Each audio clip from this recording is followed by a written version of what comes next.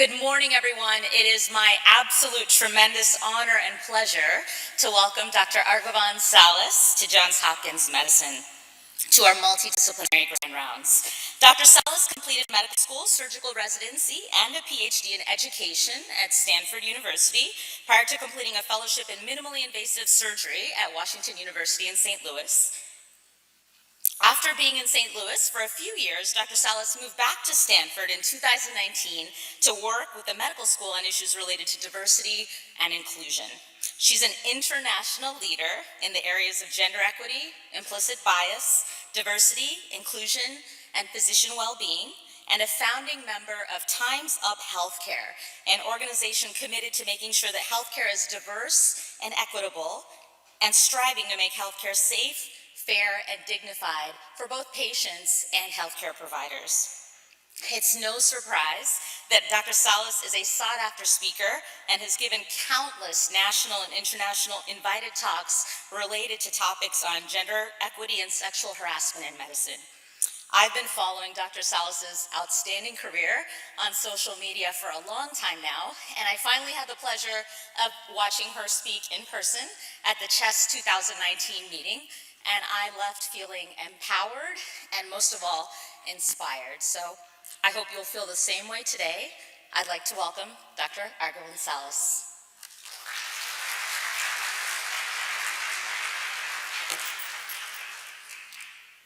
Thank you so much for that kind introduction. Good, that was the sound. Thank you for that kind introduction. It's such a pleasure to be here today. It's actually my first time at Johns Hopkins, believe it or not.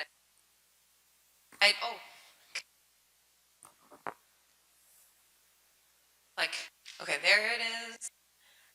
Nope.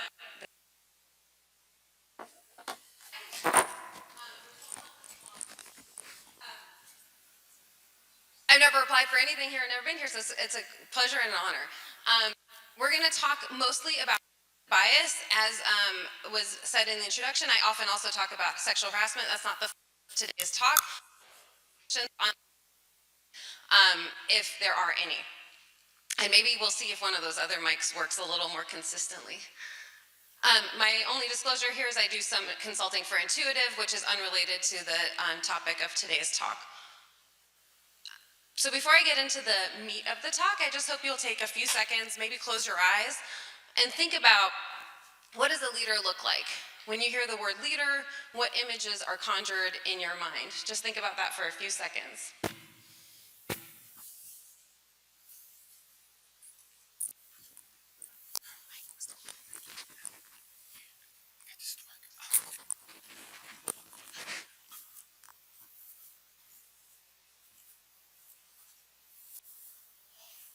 You had a chance to some kind of image.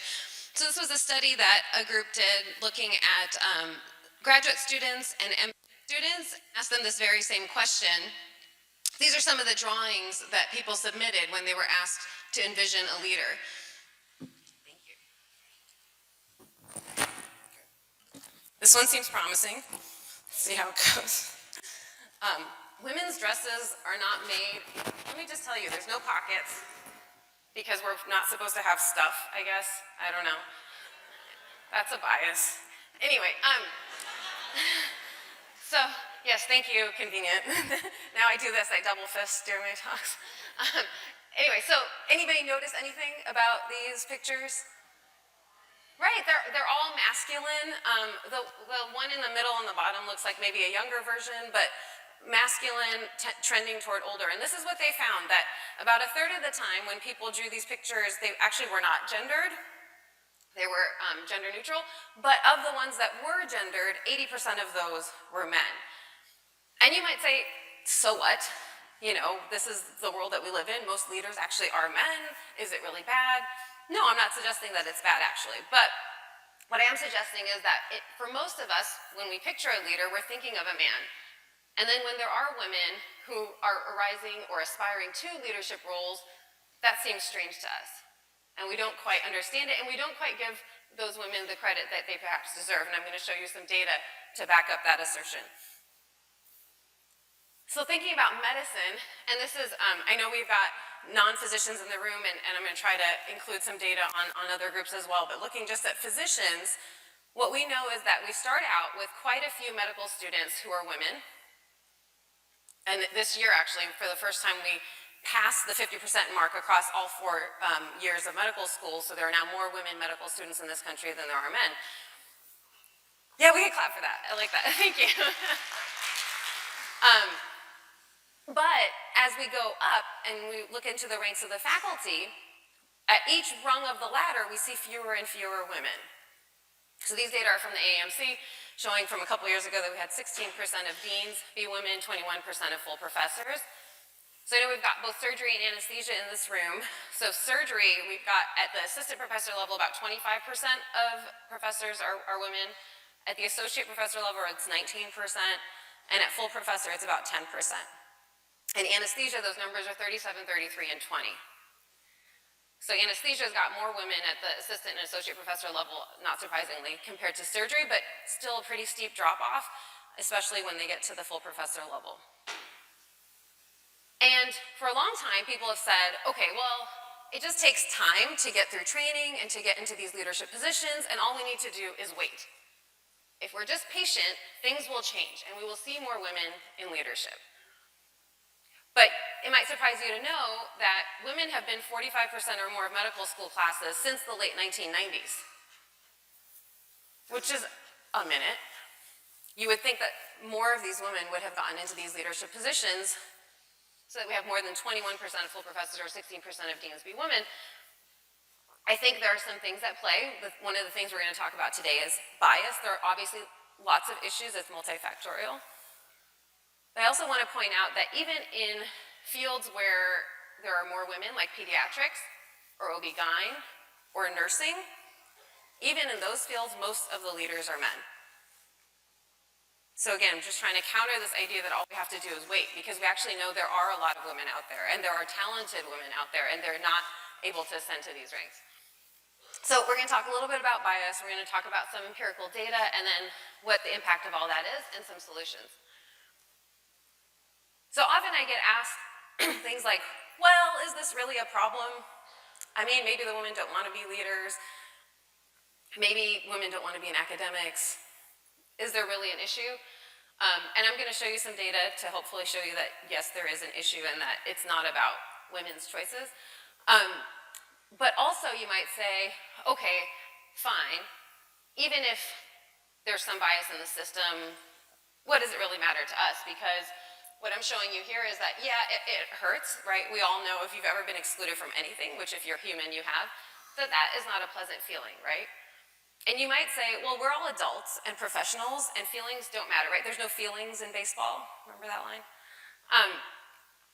And I would suggest, okay, fine, I can be an adult, but it turns out that people who don't feel like they fit in, who feel like they don't belong, are more likely to be absent, are more likely to leave, and are less engaged at the job. So number one, you should care about that, even if you don't care about feelings. And number two, even if you don't care about feelings, most people care about their bottom line.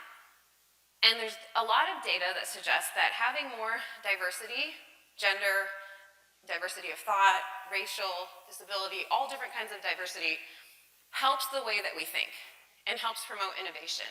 So when we look in the business world, we find that teams that have more diversity tend to lead to more return on investment, higher profits, higher revenues, better ideas. In academics, we know that teams that are diverse tend to publish in higher impact journals. And I'm going to give you a real-world example of what happens when you don't have diversity on your team. So this is, has anybody seen this? It's called HP Computers Are Racist? Nobody? Okay. So this is actually what happened at HP. They made these computers. I'm just going to let you watch the video because it kind of speaks for itself.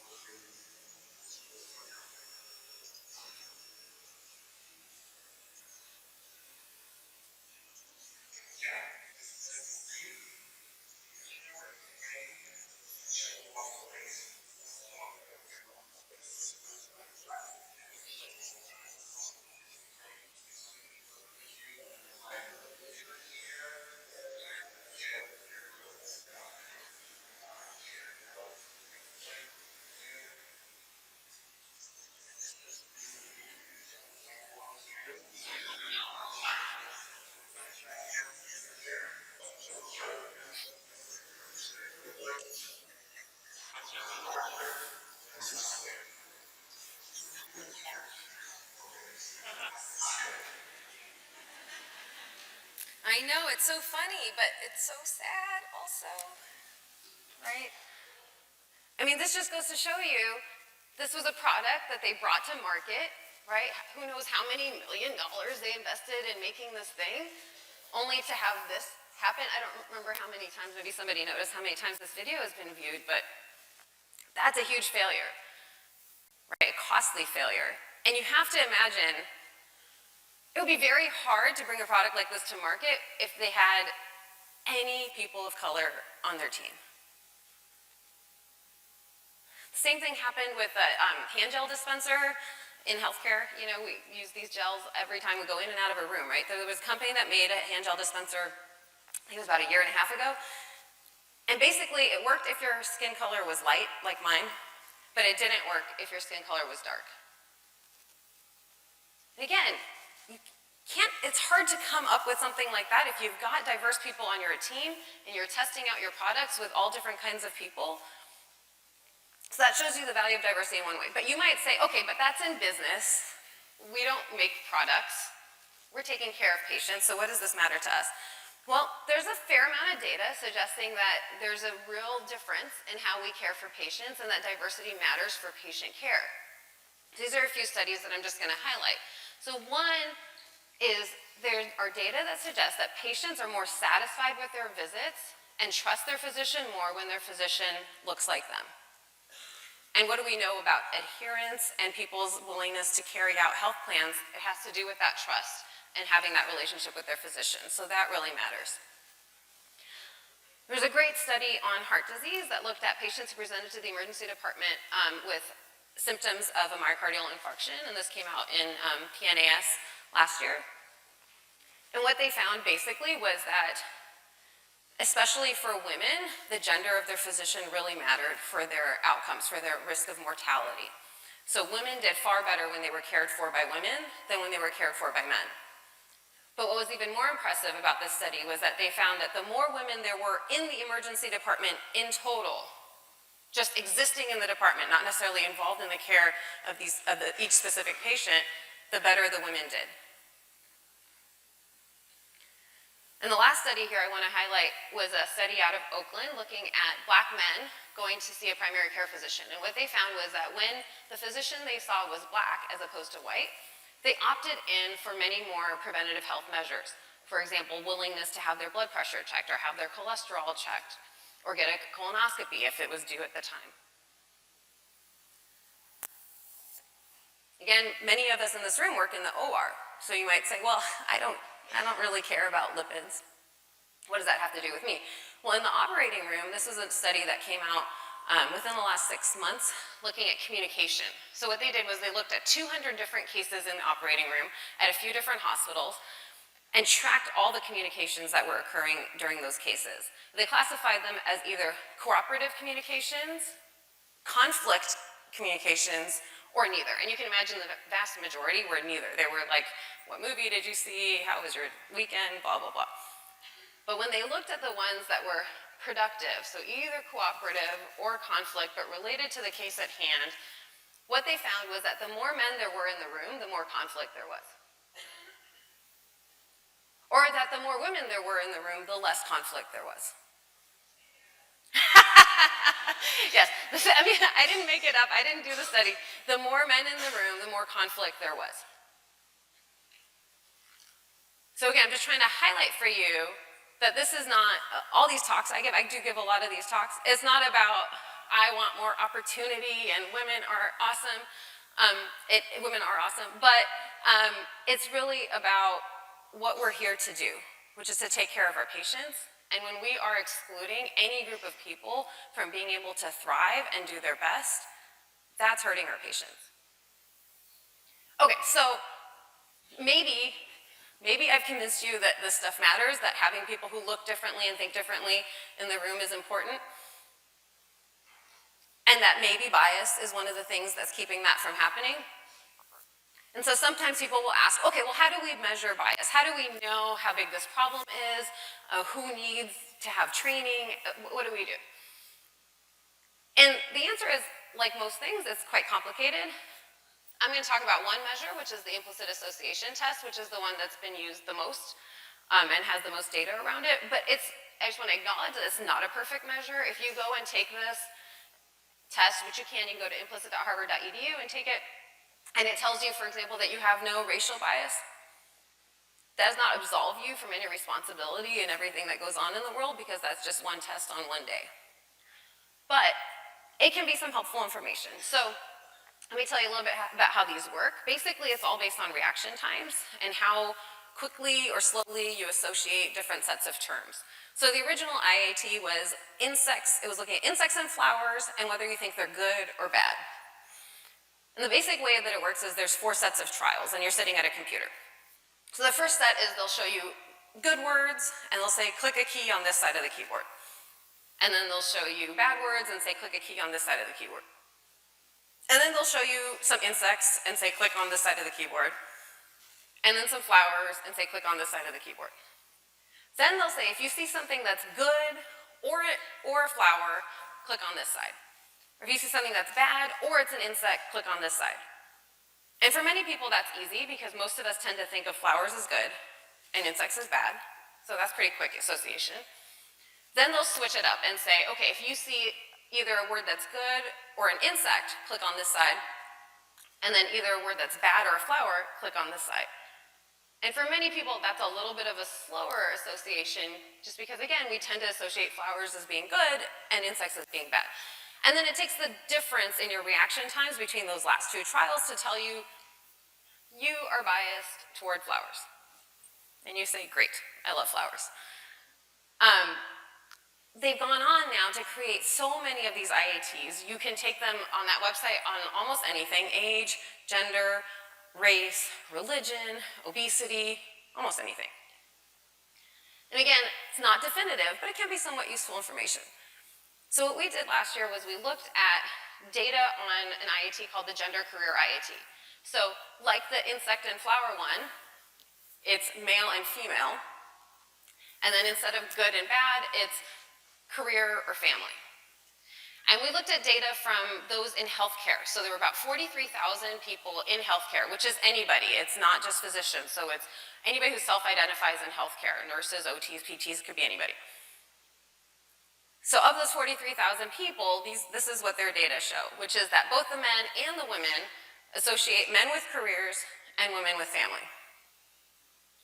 Then we had a similar IAT that we created for this study, which is a specialty IAT. So it was men and women, and then it was surgery or family medicine. And we had surgeons take it, just surgeons, so not the broad healthcare sample, but surgeons. And what we found was that both men and women associated men with surgery and women with family medicine. So what that suggests is that every day that someone who looks like me walks into an OR, or who shows up to take care of a patient as a surgeon, I'm not really expected to be there. And it's surprising. And who in this room is a woman physician who's walked in a room and been mistaken for another member of the healthcare team? Right? It happens all the time, and it's not a knock. Everyone in the healthcare team is important and valuable and contributes, but we're just not understood for who we are and what our role is. Oh, I'm sorry, I forgot to show you that. Here are the data bars. So you see the values, but it's exactly what I showed you. So on the gender career one on the left and the gender specialty one on the right. Then we ask people on the same IAT, we ask them, this is based on the reaction times, but we also ask them, well, do you associate men with careers? Do you associate women with family? And so this is the explicit bias, what people actually consciously acknowledge.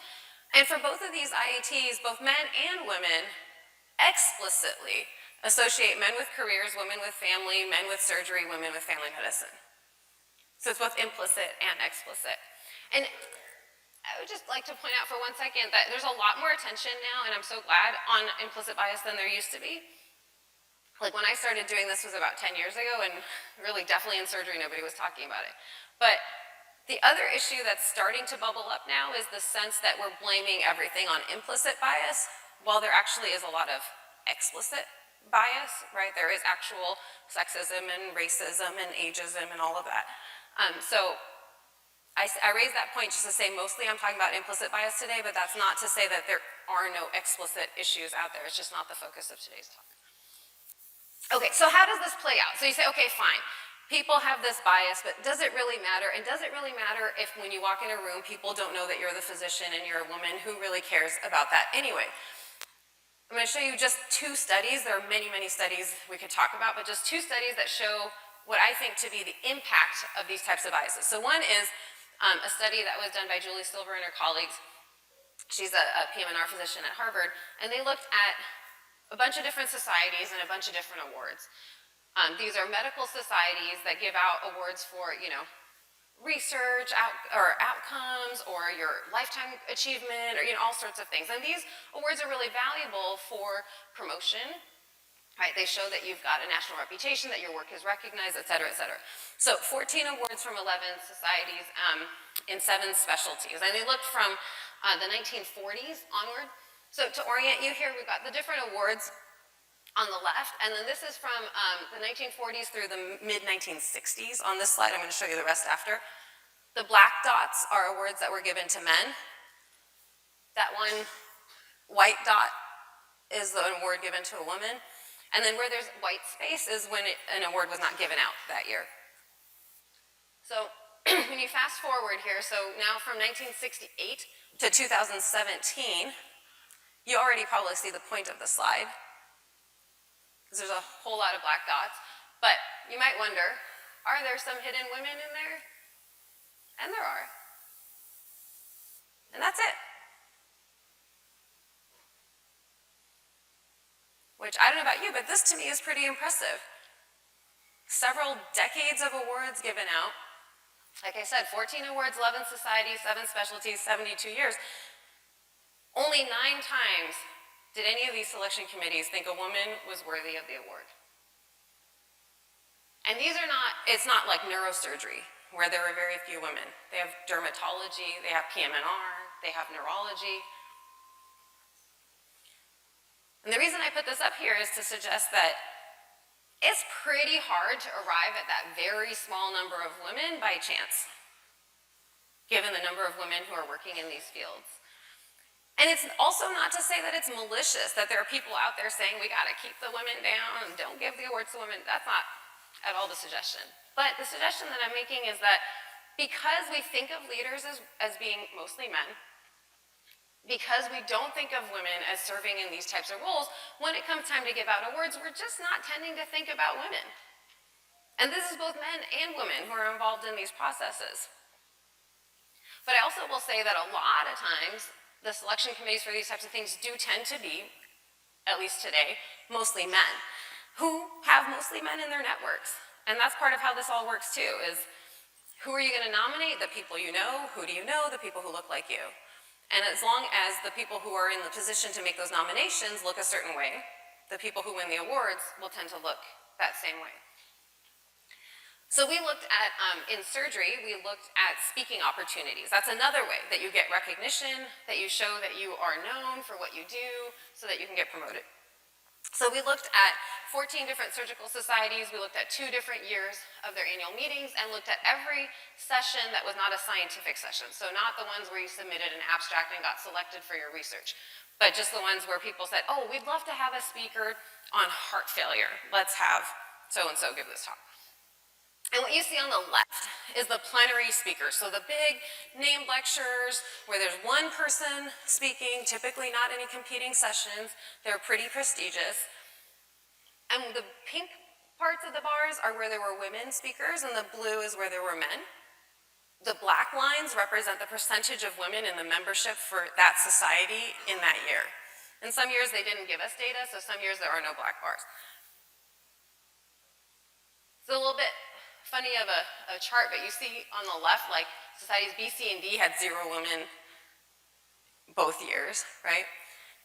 But overall, on the whole, what we found was that 50% of the time, there were no women plenary speakers. 50% of the time, 0 women. And a third of the time, a third of the societies had 0 women in both of the years that we looked at. So it wasn't just a one-off, oh, well, this year there happened to be no women. A third of the time, both years, they had no women. On the right We have the data on manels. So manels are panels consisting of 2 or more people who are all male. And we looked at, you see a range, like Society B had 100% manels both years. So every panel this society had in the 2 years that we looked at was a manel, versus Society H here had 0% manels in both of the years. So it's quite a wide range, but on the whole, 40% of the panels at all these societies were manels. And again, if you remember, I told you 25% of assistant professors, 20% of associate professors, 10% of full professors, sorry about that feedback, in surgery are women. So there are women out there willing to sit on these panels and likely qualified to sit on these panels, but they're just not being selected. So by now, you might be thinking, all we are selecting for are the people who are qualified. This is a meritocracy, good work gets rewarded, and perhaps the women just aren't doing the work. And we can't just be giving out awards willy-nilly because of somebody's gender. So there's some data that suggests that's not actually what's happening. It's a very reasonable thing to think, and I hear it all the time. But I'm going to show you at least these 2 studies. So one is when people take the same CV, same exact CV, same pedigree, same publications, same whatever qualifications, whatever field you're looking at, because this has been done in many fields, the same exact CV, and they just change the name at the top, and then send it out for real job ads. Turns out that John gets called for an interview far more often than Jane. And actually, when John is likely to be hired, he's going to be hired at a higher salary than is Jane. Again, for the exact same CV. So a lot of these arguments that we make about, and we all make them, by the way, it's not, again, not a man versus woman thing, but we all make these arguments about who's qualified and who deserves the position. We are rating women's work differently than the work of men. And by the way, these studies have been repeated looking at the ethnicity of the names, and the same type of thing plays out. When there is a name that sounds more stereotypically black, that person also is less likely to get called for an interview and is likely to get hired at a lower salary. And then we know the orchestra study, right? This is really well known now. Orchestras had a hard time selecting women. There were very few women in orchestras. They put up a curtain so that they couldn't see who the performer was, and then women were 25% more likely to get selected.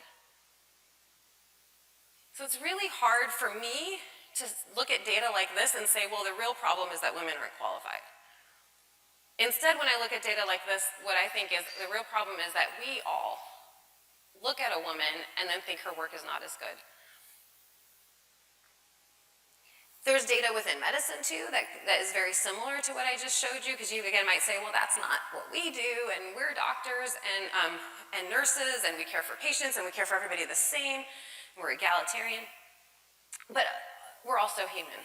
And these are basic human things. This is how we learned as we grew up. There's so much information in the world. We come up with algorithms. Our brains are very smart. They come up with algorithms, and that's how we end up with these biases. So when we looked at grants, or when people have looked at grants, they found a couple things that stand out. So these are NIH, R01 grants. When they look at the grants that have been funded, what they found was that for women's grants to get funded, they tended to have far more words like excellent or outstanding or innovative in the reviews than did the grants that were funded for men. And your initial reaction might be, oh, well, that's great. Women's grants are really great. They're having all these extra kind of signifiers of excellence. But the thing is, these are all grants that met the same bar, that all got funded. And if the ones that were written about, the reviews for the ones about women had more of these words, that almost implies that the ones that got funded by women had to be better than the ones that got funded by men. And indeed, when they look at just the ones that were submitted, not the ones that were funded, what they found was that people tended to use those types of words, outstanding, leader, innovator, for men far more often than they did for women. And we also know that NIH grants or reviews are a little bit biased against black researchers. Black researchers are also less likely to get funded than are those who are non-white. And the same type of thing happens in letters of recommendation. Letters written for women tend to be shorter, and they tend to have what are called doubt inducers. So instead of saying, she's a real go-getter, sure to be a leader in academic anesthesia or academic surgery or whatever it is, they'll say things like, I think she's pretty smart, or she seems dedicated. Like, I'm not quite willing to say that she is dedicated or that she is smart or brilliant or outstanding, but I think she might be, because I don't want you to come at me later when she's not. So that's what happens with the letters of recommendation. One other very real challenge is differences in sponsorship. So there's, most people now know about mentorship. We all know that mentors are super important, and we're starting to talk more about sponsorship. So sponsorship is one step further. Mentorship is more, here's what you ought to do. If you want to get a K, or you want to get an R1, or you want to give this talk, or you want to be on this committee, here are the people you should talk to, here are the things you need to do. Sponsorship is really putting your own name and your own social capital, political capital on the line for another person. So this study was looking at K grant recipients and looking at their mentor and the mentee pairs and looking at who was receiving sponsorship activities. And in this study, they defined the sponsorship as things like writing an editorial on behalf of the mentor, sitting on a committee or a study section on behalf of the mentor, those types of things. So where, let's say I'm the mentor, I get asked to give a talk, say at a national meeting, and I say, thank you so much for the invitation, I can't make it, but my mentee, Kate, would be perfect for that. So that's sponsorship. I can't do it, but here's another person who can. And what they found was that women were less likely than men to receive any of these sponsorship benefits. And that matters because those types of opportunities, sitting on a study section, sitting on a national committee, giving a talk at a national meeting, writing an editorial, those are things that are very hard to come to by yourself. It's very hard to just do quiet, good work at your institution and get those types of opportunities. And they just tend to go to men more than they do to women. And there are 3 major studies that have come out in the last few years that suggest that women physicians have better outcomes, or their patients have better outcomes than do those of male physicians. So one was looking at hospitalized patients, patients with pneumonia, CHF, those types of things. One was the heart disease paper that I mentioned at the beginning, and then this one I put up here because it's surgery specific. So they looked at quite a few surgeries. They looked at 1.2 million patients in Canada and looked at mortality and morbidity. And this graph is showing you a composite of all the different outcomes that they looked at. But in particular, when they looked at mortality, the patients who were treated by women surgeons had better outcomes, 12% lower risk of mortality. And I'm not standing here to tell you that women are better. That's not really the take-home message. But what I would like to suggest is that we're not underperforming. At least there's not any data that I'm aware of that suggests that. So why are we not getting the awards? Why are we not getting asked to speak? Why are we getting evaluated differently? I didn't include that data here, but we get evaluated differently both by students and by our colleagues. So one challenge is something called the double bind. And I'm guessing that many, many women in this room have experienced this. This graphic is from Catalyst, by the way. Catalyst is a gender equity think tank. They mainly focus on corporations and business, but they have a ton of resources on their website if anyone's interested. But here's the basic gist of it. Back to what we said at the beginning. There are certain things that we think about with leaders, and we think about being assertive, and we think about being direct as leadership qualities. Those things are directly at odds with what we think about as feminine. So feminine qualities are nurturing, kind, caring. These are gender schemas in our society. This isn't any one person in this room's fault or anything like that. It's just what we all kind of are raised to believe. And so this sets up a challenge such that when women behave like leaders, they are disliked. And when they behave like women, they're liked, but like, are they really good at what they do? She seems nice, but I don't know if she's really a good surgeon or a good anesthesiologist. So in the wise words of Taylor Swift, this is what she said. Taylor Swift, I mean, think about this. She has, I don't know how many million followers, how much money she's made, how many albums, how many Grammys. I didn't bother looking up all those stats because I'm thinking you probably already know who she is. And she says, if I were a man, I'd be a fearless leader. I'd be an alpha type when everyone believes you. What's that like? Listen, Taylor Swift feels like people don't believe her. She says, I'm so sick of running as fast as I can, wondering if I'd get there quicker if I was a man. And I'm so sick of them coming at me again, because if I was a man, then I'd be the man. And I put this up here because I like Taylor Swift, but also because if Taylor Swift feels this way, like what chance do I have? What chance does anyone who's in training have as a woman to be taken seriously or to feel like we're taken seriously? Okay, so you might say, Taylor Swift is a pop culture reference and has nothing to do with me. I say, okay, fine. Let me give you some data. I'm a data-driven person, so I like to share data. So these are 3 different studies that show how the double bind plays out in real life for people. So the first one on the left is about confidence. So this was an international engineering firm, and what they did was they surveyed all of their employees, and they asked people about how much influence the other people had, and they asked them about their own confidence. And what they found was that for men, the more confidence they had, the more influence they had in the organization. For women, the more confidence they had, the less influence they had in the organization. Unless there was a specific stipulation, if they exhibited what they called pro-social behaviors. So pro-social behaviors are asking other people how they're doing, asking them about their goals, trying to help them along their path, which are good things to do that we should all be doing. But nobody has that expectation of the men. Again, all that it took for the men was confidence, and then they had influence. But for women, if you had that confidence, you had to also show that you weren't a selfish you-know-what in order to have influence. There was another study looking at how we express anger. And again, I have a feeling many people in this room are familiar with this, just from personal experience. This was a study where they had videos. They showed either a man or a woman expressing anger about the same exact situation, which was that their colleague had made a mistake leading to losing an account for their firm. And then they asked people who watched the videos what they thought of the person in the video. And what they found was that when the person expressing the anger was a man, most people said, well, sure, I mean, that was a big mistake and it cost them, like, of course he's going to be angry. But when the person expressing the anger was a woman, they said, why is she got to be such an angry person? Yeah, they made an internal attribution that that was just how she was. That it couldn't possibly be the situation that led her to express anger.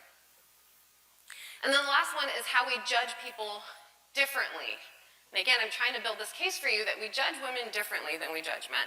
So this was a study looking at the participants read about a scenario, and the scenario was either that there was a president of a university or there was a police chief. And in both cases, there was a riot, either on the university campus or in the town. And either the person in charge dispatched the appropriate number of cops or safety officers and the riot was handled, or they did not and the riot got out of hand. And the basic bottom line of that study was that if the police chief was a woman and she dispatched the wrong number of cops, she ought to be fired. But if the police chief was a man and he dispatched the wrong number of cops and the riot got out of hand, well, you know, mistakes happen. He'll get it right next time. And this we know to be true, that especially when people are in a role that we don't expect, that's against the gender schema that we hold, and they make a mistake, we judge them harshly for it. This is a reminder to me to talk about intersectionality, because a lot of the data that I have presented to you and a lot of the data that is out there in the world, this spot is so bad, I'm sorry, is really looking mainly at the experience of white women. And a lot of that is, if you think about like that award study that I showed you, they looked up the gender of those people, which is not 100% accurate for sure, but we feel like we can get pretty close based on pronouns that people use in their own bios and those types of things.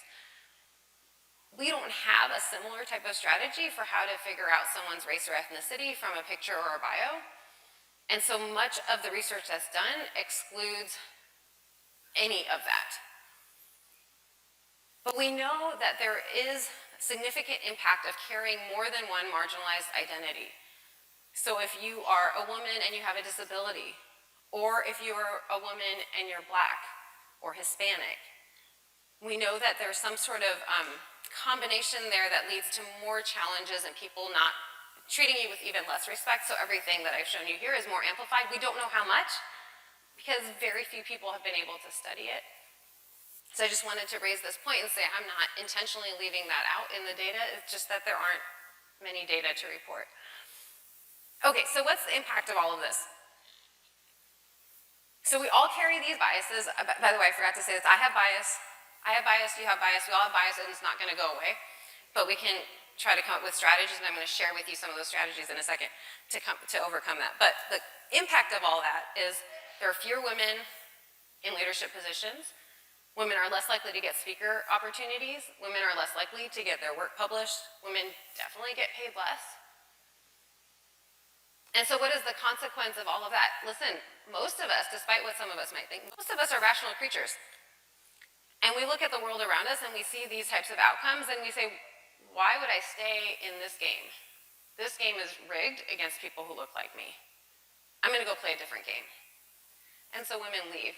And if you think back to that initial graphic of what happens to the women, this is what I think happens to the women. So what can we do? Okay, we don't want to sit and cry about it, most times, but sometimes we do, and that's okay. But mostly, we'd like to figure out how to be different, right? We all want to do better. We're all here to take care of patients and to work together in the best possible way, and none of us is sitting here trying to oppress anybody, right? So what can we do? So this slide is really for anybody, because sometimes people say, well, I'm not high up in the hierarchy. What power do I have? Actually, you have a lot of power. Everyone has the power to do these things. So one is, who has been in a meeting and seen a woman be interrupted in that meeting? Right. So that's a moment, no matter what your hierarchy is, where you are, you can say, oh, can we go back to Jane's idea? I just wanted to hear the rest of that thought. Who has been in a meeting and seen a woman say something, have it be ignored, and have a man say the same thing and have it be picked up? Right, that's for appropriation. So that's another opportunity. You can say, oh, John, thanks so much for going back to Jane's point. I'd really love to hear more about why she brought that up and what she was thinking about it, right? So we can all do that. We can amplify women. We can give credit to whoever's idea it was. And this is the thing I often say, we're in a competitive environment. You guys are at Johns Hopkins, one of the most preeminent institutions in the world. And of course, we're all trying to, listen, humans want to be loved. We're all trying to prove our worth. But my worth does not depend on someone else not having worth, right? And actually, if we can all build each other up, I can give you credit for what you're doing, you give me credit for what I'm doing, and we're more likely to succeed that way than if I try to take credit for someone else's work, right? But I know that pressures of the organization, of the institution, of the world we live in are to try to steal that credit. Just fight that, because we're all better together. Don't assume, this is an important thing because falls under benevolent sexism. People assume, listen, Stacy just had a baby. I don't think she's going to want to travel to that meeting. The thing is, like, who knows what Stacy wants to do? Stacy. Yeah. So if you think Stacy's appropriate for whatever task or role, just ask Stacy. She's an adult. She can say no if she doesn't want to do it. So let's try to not assume what other people's priorities are. Let's not mansplain. Mansplaining is it's usually explaining something that is in a woman's experience to her.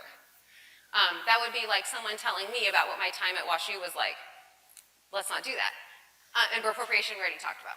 Okay, so if you are in a position where you're a little bit higher up in the hierarchy and you're involved in hiring, which actually a lot of people are anyway, right? Whether you're involved in hiring new staff for the OR, whether you're involved in choosing medical students or residents or any of those tasks, you're involved in this process. So it's important to know your own biases, reflect. One of the things I say about this is, sometimes, and I have this too, I'll have an interaction with someone and I walk away going, oh, I just didn't like that person. That was not my type of person. Sometimes it's helpful to reflect on, was that because, let's say it was a woman who spoke directly and you're not used to that? Or was it really that there was something actually wrong, immoral, unethical, inappropriate about that person? Because a lot of times when we're having that kind of reaction, it's just that someone behaved differently than what we expected, but not necessarily badly. So we can check ourselves with that. The words we use in job descriptions really makes a difference. They've shown that when you use words like competitive, In a job description, women are less likely to apply. And there are on websites where you can run your job description through and they can tell you what is wrong with the words you've chosen. Blinded review, I told you about the orchestras and we talked about the CV studies, so if you can blind your reviews, that can be helpful. Standardizing interviews, this is a big thing for us in medicine. Most selection is, at most places, is let's talk about your experience, my experience, what do we have in common, which leads us to look for people who look and think like us, which is not going to help us achieve more diversity. So we can standardize our interviews, ask the same questions to everybody. That seems to improve the selection process. Work sample tests. So these really have been adopted in a lot of ways in the business world, which is basically the idea that you're hiring someone to do a specific task. Why not have them do that task or something very similar to it when you're selecting them? So like Google will have people code on a whiteboard when they're interviewing for a job there. So we could consider doing things like that. And then questioning, how important is it? I know we talk about this all the time. How well will this person fit in here? I would just suggest that when we have that type of thinking and that type of conversation, we're again selecting for people who look like us, which is going to give the same result as what we've had so far. And whatever you do, it's important to track outcomes. A lot of times people who work in this space will just make changes, which are great changes, but then not look at the impact in any way, and then how will you know what was effective or what wasn't? Just like in patient care, we wouldn't change our DVT prophylaxis algorithm or whatever else, or pneumonia package in the ICU.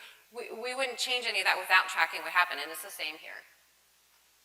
And then really quickly, getting people into your organization is a necessary but not sufficient step. Because if you bring people in who look different, but then they're in an environment where they're expected to express the same opinions as everyone else who was already there, or to behave exactly the same as everyone else who was there, then they just are going to feel excluded, and then they're going to leave. And then you're no better, and perhaps you're worse off than you were beforehand. So you have to really look at what is the culture of the organization? How do people feel when they come in? How much do we accept people's ideas? Do we call people difficult when they suggest a change?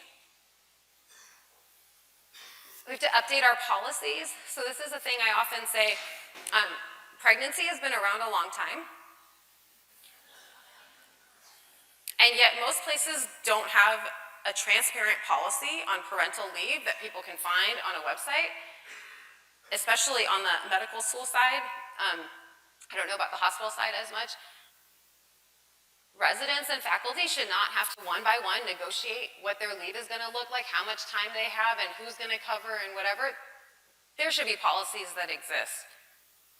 And if we can't manage that, something that's been going on for that long, it's hard to think, like, how are we going to deal with some of the newer issues that arise? So we need to update our policies. We need to, again, on a personal level, recognize our own biases and try to counteract them. Establishing a council whose sole focus is looking at the diversity, inclusion, and climate of your organization can help. Implementing flexible policies, and then, again, tracking outcomes. So the last thing I'm going to say here is that you can join Time's Up Healthcare, which was spoken about eloquently at the beginning. The goal of Time's Up Healthcare is to create safe, dignified, and equitable workplaces for everyone, every healthcare worker. And Johns Hopkins could become a signatory, so if you're interested, we can talk and we can try to make that happen. The last thing that I'm going to leave up here during discussion is the difference between equity and equality. A lot of times people say to me, we just want things to be fair. And I think the question is, what is fair?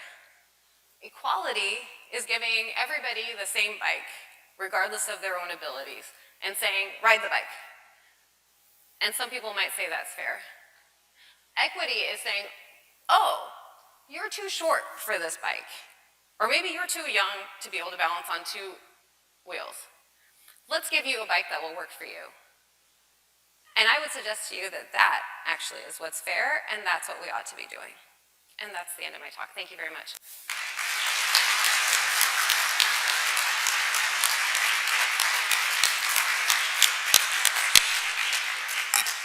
Thank you, Dr. Salles. That was an outstanding talk, and I know that many of you have to get to the operating room. So as you filter out, I know there are many people here who would love to potentially ask some questions. So we'll give people a few seconds to filter out so it's a little quieter, and then I'll Thank you open all it for up for coming. questions. Thank you for coming, everyone. While everyone's walking out to go to the ORs, I'd like to thank my chair, Dr. Cook, who's an amazing woman in medicine and sponsor, who gave me the opportunity. This is a Hopkins anesthesia surgery multidisciplinary grand rounds, but gave me the opportunity to open it up to the entire School of Medicine for anyone who is interested in attending, because this is obviously a topic that impacts multiple departments across the university. So thank you, Dr. Cook. So would anyone like to ask a question of Dr. Salles? And you'll have to yell very loud. Okay, go ahead, yes.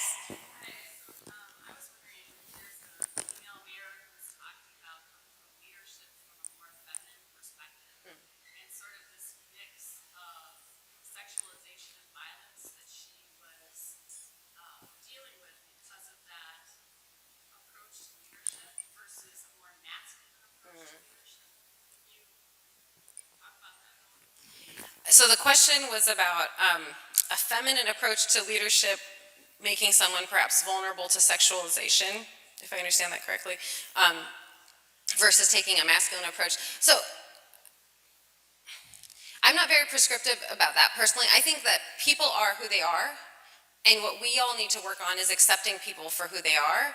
I know that's not an instantaneous fix. So if you're, let's say, a woman who is very feminine and you're experiencing a lot of harassment because of that, I know my saying that doesn't change the daily experience, but I do think fundamentally in the long run, that's what we need to do. We need to change this idea that men have to behave this way, women have to behave that way, and if they don't, then what's going to happen? The world's going to end? I mean, we did a study, we looked at surgery residents and asked them about how often they're concerned about their gender and being judged for their gender, or that other people of their gender will be judged based on their behavior. And what we found was that for both men and women, the more they had those concerns, the worse their well-being was. So this isn't really a thing that shackles women only, it shackles men and women. Okay, so by practically speaking, I don't think that I have a great answer. I think that's a difficult problem. Yes, you can adopt more kind of masculine behaviors, but there are consequences to that as well. Again, going back to the double bind, if you as a leader make that a strategy that I'm going to behave in this way, then what you can expect is that yes, you'll be less likely to be sexualized, but you also will not be very well liked, and you will probably feel very lonely. And that might be a choice that you make, right? When I was a junior resident, like many women, I had some challenges with some nursing staff, and my mentor said to me, look, you can either keep doing what you're doing great work, taking great care of patients, and you will get some negative reviews from nurses, or if you choose, you can be friends with them, talk about their Us magazine and what they did on the weekend and their haircut and all of that, and then become friends, and then you will get less of these reports. And she said, I don't really care what you do, it's up to you. And that's kind of how I feel about it. Like, yes, you can adopt a more masculine leadership style, and that will save you from some problems, and it will create others until we get the culture part fixed. Yeah. Yeah. Thank you. One thing is out of the ball game.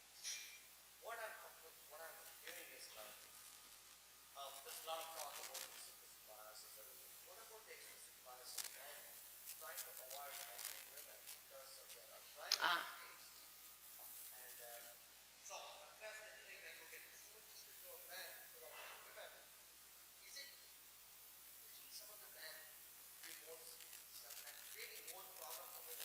Right. So the question was, are we, when we're having these types of discussions, are we making it more challenging for some men to feel like they can mentor women? And are we making it so that men are actually less likely to help sponsor women and help their careers, and then therefore making the whole thing worse?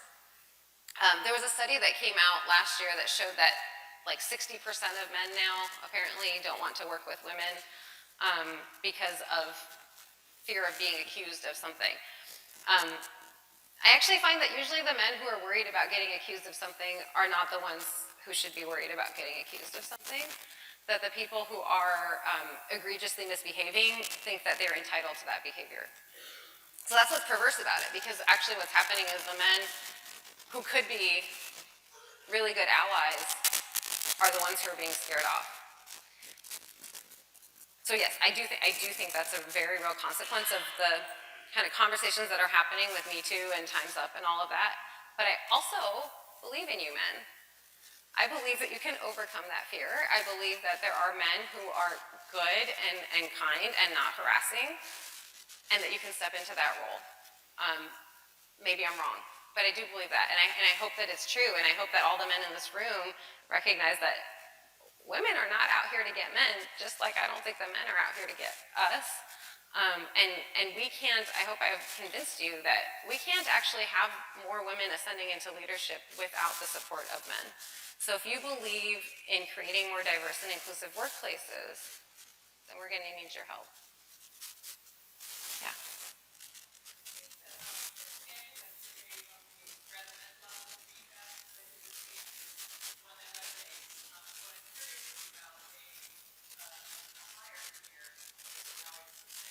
And you're at a more senior level experience. You gave the example of how women have also socialized as they're being, or maybe that's the experience. So as you're being a leader, you're also having to ask about the social experience and maybe that women are suddenly getting the feedback they're being too aggressive or I see that you're very ambitious when you're like, I think they would like something. I'm curious if there's any data on whether you should say, why do you perceive me as ambitious? Or is it like, don't call them out on that? Yeah, I think that actually, I think that type of interaction falls in the category of a microaggression. It's definitely a thing that happens, right? As women do ascend, they start to, so I hear a lot from women, so let me back up. I'm a particular type of person, I'm a pretty direct person, so I started having these challenges early. There are a lot of women I talk to who had no such experience in their medical school, in their residency, even as a junior faculty. They felt supported, they were doing great, and it wasn't until they reached a certain level, and then they started to hear these same things. And then they're like, I don't understand what's happened. I'm still the same me, I'm doing all the same things, and what's happened is now you have power. And now you are seen, and you are, by some people, seen as threatening. And so then they start to say these types of things to you. I think whether you say something like that back depends a lot on your relationship with that person and the context. So that's what I say always about microaggressions. Sometimes you're interacting with someone one-off, it's a patient you're probably never going to see again because, they don't need your specialty expertise or whatever. You're a rational being, you're going to let that go. If it's your supervisor, if it's a colleague you work with closely, those are the times when it's worth it to say something. But is it necessarily worth it, or is it necessarily the right time in that moment? Not necessarily. It depends on who else is around and how you feel about it. Sometimes it's not the safe moment. But that doesn't mean you don't have to confront it or that you don't confront it if you feel that it's valuable and important to you because this relationship matters to you. Then you find another time, perhaps when you're not as irked about whatever was said and where there's privacy, to say, hey, the other day you made this comment and I was just curious what made you say that? So you can try that. There's all these frameworks for how to address microaggressions, but they basically revolve around saying, when you said this, I felt this. I would like to understand where you were coming from, and coming from a place of curiosity and try to kind of build a bridge. That's kind of the basic strategy.